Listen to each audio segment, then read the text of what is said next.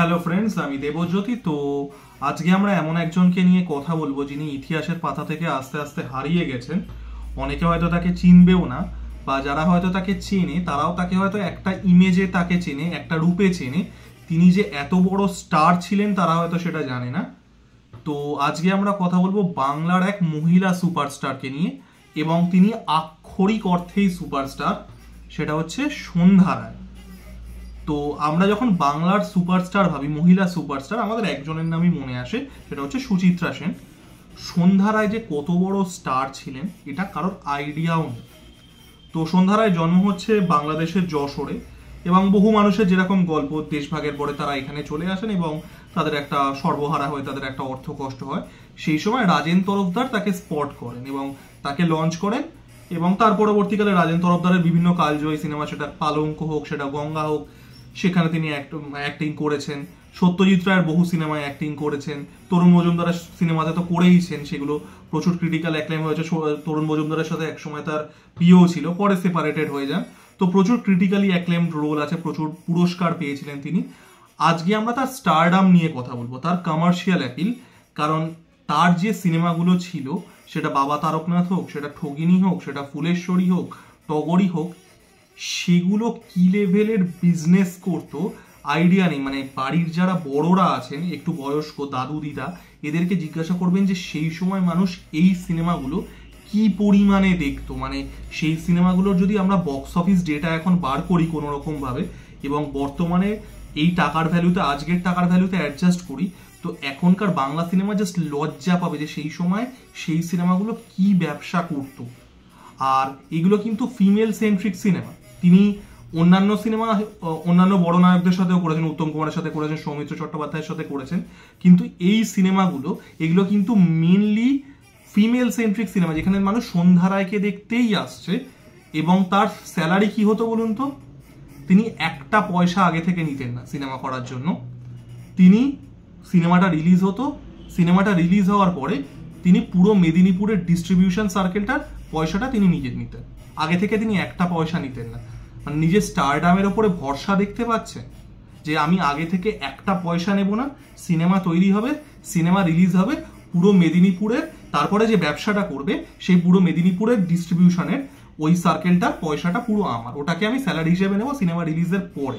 সেই সময় মেদিনীপুর আলাদা হয়নি, মেদিনীপুরের বাইফরকেশন হয়েছে 2002 সালে।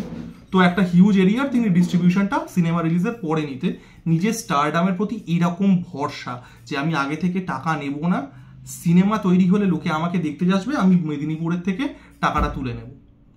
এবং এই যে স্টারডাম, এটা আমরা তো সাউথে দেখি, সাউথের অ্যাক্টাররা কি করেন। সাউথের অ্যাক্টাররা তারা যখন ইন্টারভিউতে দিতে যান বা কোনো রকম অ্যাওয়ার্ড শোতে যান, দেখবেন তারা মানে হয়তো লুঙ্গির সাথে শার্ট পরে এরম ভাবে যাচ্ছেন, মাথায় তিলক এঁকে। মানে তারা তাদের কালচারটাকে রিপ্রেজেন্ট করেন।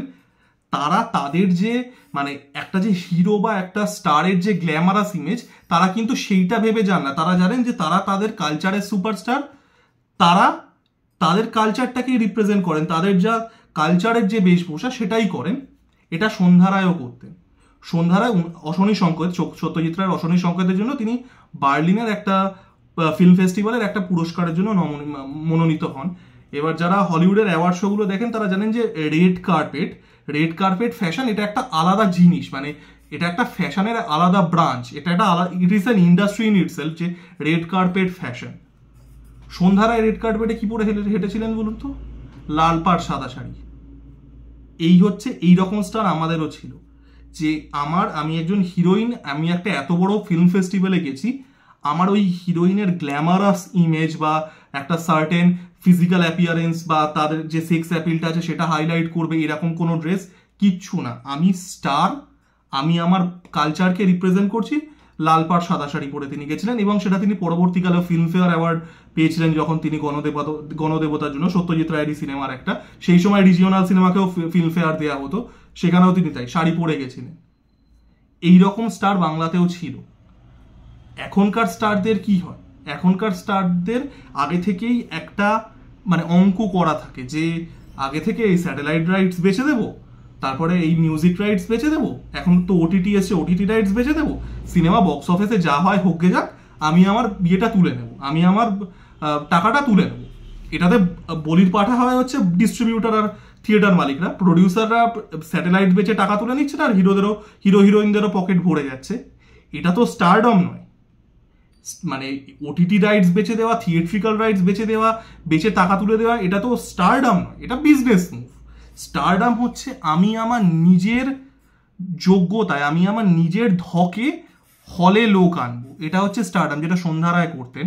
এবং তিনি কিন্তু এটার জন্য তাকে কোনো আউটল্যান্ডিশ রোল করতে হতো না। আপনি যদি সন্ধ্যা রায়ের রোলগুলো দেখেন, সেগুলো প্রত্যেকটাই কিন্তু প্রচণ্ডভাবে কালচারালি রুটেড, মানে ঘরের বউ, গ্রামের মেয়ে, এরকম টাইপেরই। তিনি কিন্তু আউটল্যান্ডিশ রোল করছে না, তিনি তার কালচারকে কেন্দ্র করে সেই রোলগুলো প্লে করেই এই রকম অডিয়েন্স আনছেন। যে এবং তার এতটাই কনফিডেন্স ছিল যে তিনি আগে থেকে একটা পয়সা নিতেন না, কারণ তিনি জানতেন যে লোকে শুধুমাত্র তাকে দেখতেই আসবে। এইসব স্টারডাম বাংলাতেও ছিল। আমরা শুধু ভাবি তো এরকম স্টারডাম শুধু সাউথ ইন্ডিয়াতে দেখা যায়, একেবারেই না। এইরকম স্টার, এত বড় বড় স্টার আমাদেরও ছিল, তো সেটা পরবর্তীকালে হারিয়ে যায়। তো মানে সন্ধ্যা রায় কিন্তু এতটাই বড় স্টার ছিলেন। আনফর্চুনেটলি এইগুলো নিয়ে কোনো রকম ইন্ট্রোস্পেকশন হয় না, কোনো ভিডিও হয় না, কোনো কিচ্ছু হয় না। তো আজকে আমার মনে হলো এটা নিয়ে আলোচনা করি, যে এখন তো এই স্টারডাম নিয়ে কথাগুলো আলোচনা করছে, আমি নিজে স্টারডাম নিয়ে খুব ডিটেলসে একটা ব্রেকডাউন করেছিলাম যে স্টারডাম কাকে বলে। এটা কিন্তু আসল স্টারডাম, যে যিনি বিজনেসটাকে এলিভেট করছেন, এটাই সব থেকে বড় স্টারডাম। তো এরকম স্টার বাংলাতেও ছিল, মহিলা ছিলেন। তো আমার ভিডিওটা কেমন লাগলো জানাবেন, লাইক, কমেন্ট এবং সাবস্ক্রাইব করে আমার পাশে থাকুন। ধন্যবাদ।